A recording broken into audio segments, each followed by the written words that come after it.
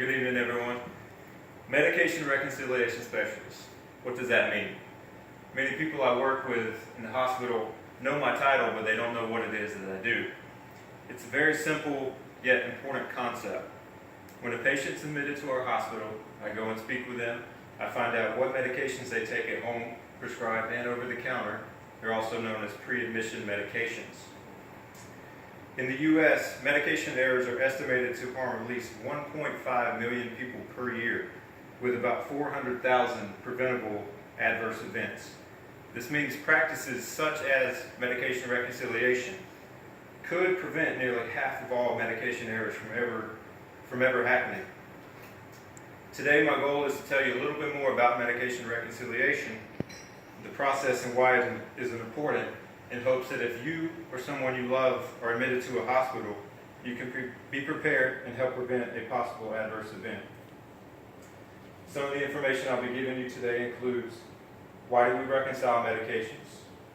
What are acceptable forms of the information?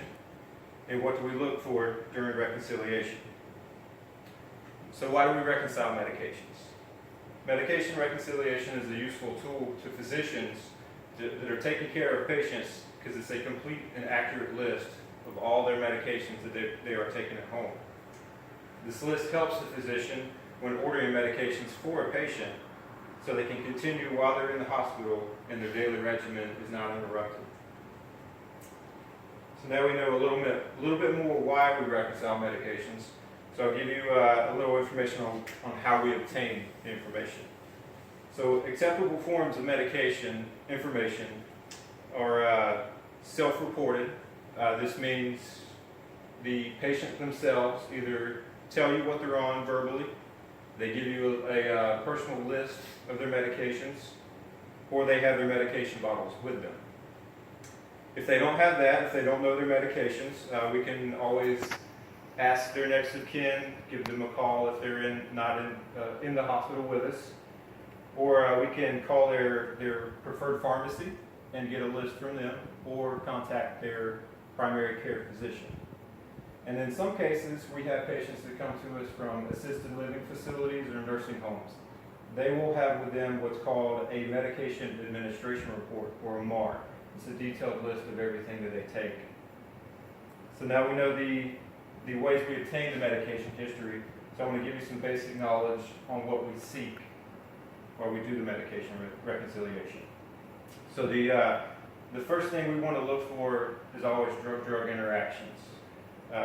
These are when two medications that are given together that necessarily should not be taken together. An example of this would be colchicine, which is used to treat gout, is given with clarithromycin, which is an antibiotic.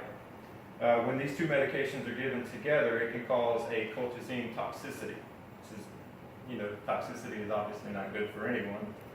So another thing we look for is unnecessary or unintentional duplicates. This is, say, two drugs of the same class are given. Example would be atorvastatin and pravastatin. These two are anti-hyperlipidemic drugs, which mean they promote reduction of lipid levels in the blood. Since they are of the same class, they are not needed to take together.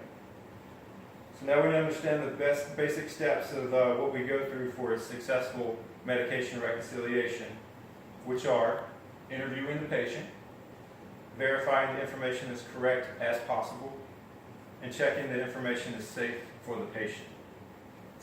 So my hope with this information I've given you today is the next time you or a member of your family are in the hospital, you can be prepared and proactive with a list of your medications to help your physician with your healing process.